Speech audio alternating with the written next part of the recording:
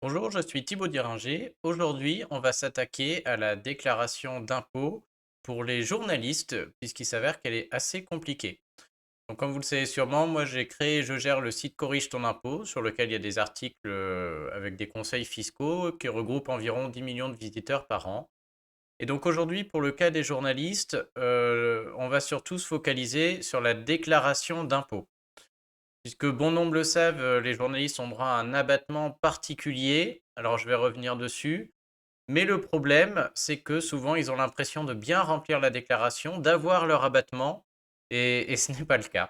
Donc je vais vous montrer comment faire exactement, et puis on va parler aussi des années passées, puisque la démarche a un peu changé en ligne cette année. Alors si vous êtes ici, il y a des grandes chances que vous veniez tout simplement de l'article, hein, puisque j'ai écrit un article complet sur la déclaration d'impôt pour les journalistes qui est assez, je crois, qui est tout en haut chez Google. Donc la plupart arrivent de Google, peut-être vous venez de YouTube. En tout cas, ce que je vous conseille, c'est dans un premier temps, moi je vais considérer que vous avez lu l'article. Et donc du coup, tout ce que je mentionne dedans, du coup, est acquis et compris pour la vidéo. Donc dans cet article, je vous rappelle que les journalistes, déjà, je parle ici des journalistes pour la partie salariée. Si vous êtes en micro-entreprise, à ce moment-là, la fiscalité change totalement. Direction la rubrique impôts, puis micro-entreprise, et il y a d'autres conseils que je donne là-dedans. Là, je parle de la partie salaire d'un journaliste. À ce niveau-là, il y a deux options. Soit, du coup, vous prenez votre salaire et avant d'être imposé, vous enlevez ce qu'on appelle les frais réels. Et donc ça vaut le coup de les calculer, puisque j'explique dans l'article qu'en tant que journaliste, dans les frais réels, on peut enlever les kilomètres jusqu'au travail, mais on doit aussi travailler à domicile. Donc il y a tout un calcul sur les frais qu'on a chez soi. Ça peut être l'achat d'un ordinateur ou autre. On peut enlever une partie de l'électricité, des impôts fonciers, des loyers, etc.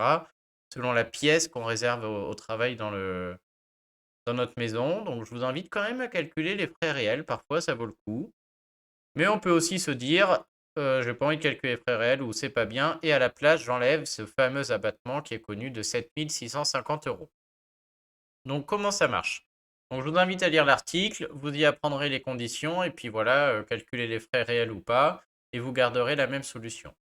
On va pas se mentir, dans 9 cas sur 10, à chaque fois que je vois des journalistes et qu'on fait la déclaration d'impôt ou que j'en contrôle, l'abattement est meilleur. L'abattement de 7 650 euros reste très très important et souvent c'est lui qui va s'imposer, hein. Le problème, c'est que il faut, au moment de la déclaration d'impôt, réussir à remplir les cases seul, et c'est pour ça que je fais cette vidéo, c'est pour vous montrer ça. Je vous propose d'abord, je vous montre la déclaration d'impôt en ligne, et après on parle de la déclaration d'impôt papier.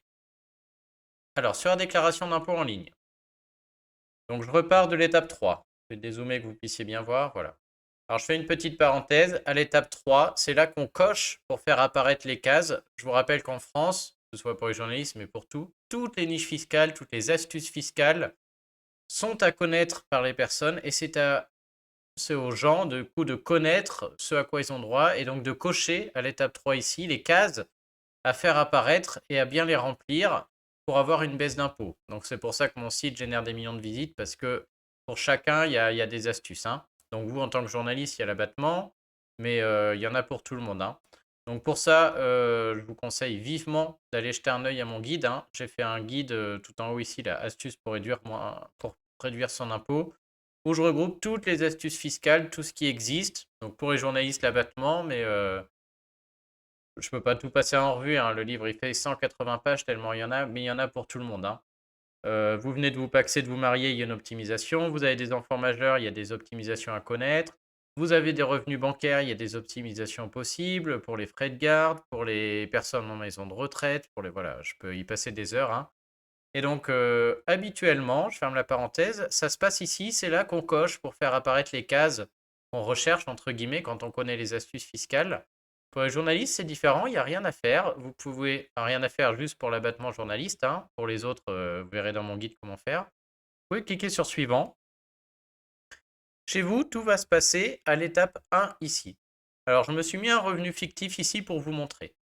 Concrètement, qu'est-ce qui se passe? On va supposer, donc, je vais supposer, et en général c'est le cas, que vos revenus sont pré-remplis dans la case 1 AJ. Alors si vous êtes le déclarant 2 dans votre foyer fiscal, ce sera en case 1 BJ, hein.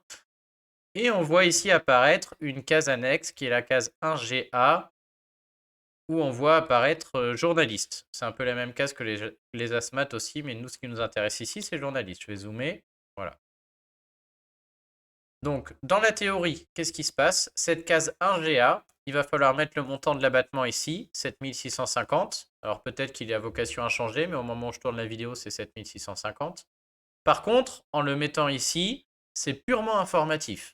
C'est-à-dire que les années passées, si vous avez juste modifié la déclaration d'impôt en mettant l'abattement en 1GA, bah c'est bien, mais au niveau impôt, ça n'a servi à rien, vous n'avez pas eu votre abattement. Ça, c'est une case qui est informative. Elle ne sert à rien d'autre, hein. Je l'explique dans l'article. Donc c'est bien de le mettre ici, il faut le faire, mais si vous voulez payer moins d'impôts et avoir votre abattement, ça se passe dans la case 1AJ. La case 1AJ ou 1BJ, c'est elle qui engendre la fiscalité mécaniquement dans le calcul, hein. C'est elle qui fait que le logiciel va calculer un impôt sur le chiffre qui est rempli ici. Et donc, qu'est-ce qu'on veut ici? On veut corriger cette case 1AJ.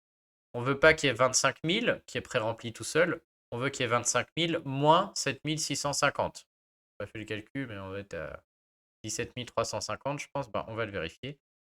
Donc, ça, c'est la théorie. Maintenant, dans la pratique, comment faire? On voit que devant la case 1GA, on n'a rien. Tout se passe avec le petit stylo ici qui est devant la case 1AJ ou la case 1BJ. Donc, si je clique, donc là, il faut être attentif. Depuis 2022, c'est plus simple. Vous n'avez qu'une chose à faire. J'ai une case ici, abattement forfaitaire, ASMAT, familiaux, journalistes. Si je mets 7650 dedans, et c'est le montant de l'abattement que je cherche, hein, c'est auquel vous avez droit, on voit du coup que automatiquement maintenant le logiciel corrige le montant qui était pré-rempli et enlève les 7650. Et donc pour la déclaration 2022, c'est beaucoup plus simple que les années passées parce qu'on a juste à remplir cette case et ça se fait tout seul. On va aller le vérifier. Et donc voilà, on voit que j'ai bien mon abattement en 1GA et que ma case 1AJ, j'ai bien mes 17 350. Par contre, attention, les années passées, si vous avez procédé ainsi, ça ne marchait pas. Les années passées, il fallait mettre 7650 ici. Ça ne jouait pas sur le revenu imposable et on devait le corriger à la main et le remplacer ici par 17 350. Donc cette année, ça se fait tout seul. Si vous l'avez oublié les années passées, je vous oriente à nouveau vers mon guide dans lequel il y a un courrier de correction parce que la plupart des gens qui le lisent se rendent compte qu'ils ont oublié des astuces fiscales. Et en France, on peut corriger la déclaration de l'année en cours et des 2 années passées. Donc il y a une procédure à respecter que je marque dans le guide. Et donc avec un courrier de correction professionnel qu'il suffit d'envoyer au fisc et vous suivez la démarche et vous allez obtenir un remboursement, hein, tout simplement. C'est-à-dire vous allez dire au fisc, voilà, j'aurais dû enlever l'abattement, je ne l'ai pas fait. Vous envoyez mon courrier avec qui mentionne l'article du Code des impôts qui permet de corriger. Et systématiquement, au bout de 3 mois, vous aurez un remboursement. Et donc dans le guide, je vous explique que s'il y a plus d'un an qui est passé, vous êtes obligé de faire une déclaration papier à joindre au courrier. Donc je vais vous montrer les cases sur la déclaration papier. Il faut aller chercher ce qu'on appelle le CERFA 2042. Donc vous tapez 2042, alors soit dans la rubrique recherche de mon site, soit sur Google. Et on trouve les 2042 de chaque année. Donc on va imaginer que je suis en train de corriger ma déclaration des revenus 2020.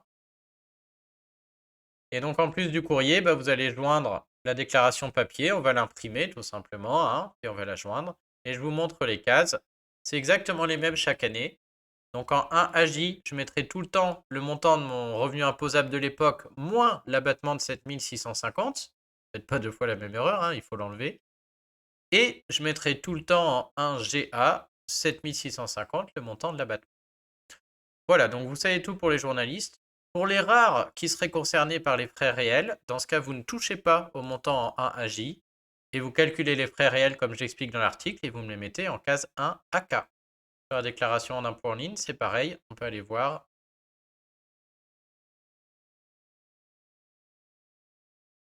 Elle est ici. Si vous optez pour les frais réels, dans ce cas, je ne veux rien voir dans la case 1GA. C'est pas possible, hein. Vous ne pouvez pas me cumuler les deux, c'est impossible. Donc vous laissez le montant de la 1AJ ici à 25 000 dans mon cas. Et par contre, en remplissant 1 AK, et du coup, ça va s'enlever des 25 000. Et donc, bien évidemment, si vous prenez les frais réels, ça veut dire que vos frais réels sont supérieurs à 7 650. sinon vous êtes perdant. Voilà, donc je reste disponible, hein, comme d'habitude, comme tous mes articles. En commentaire, je réponds aux questions, hein. Vous pouvez aller voir déjà sur l'article. Il doit y avoir un bon... Voilà, on a 83 commentaires ici, donc j'essaie de répondre à tout le monde. J'espère que la vidéo vous aura aidé et puis je vous souhaite une bonne journée. À bientôt.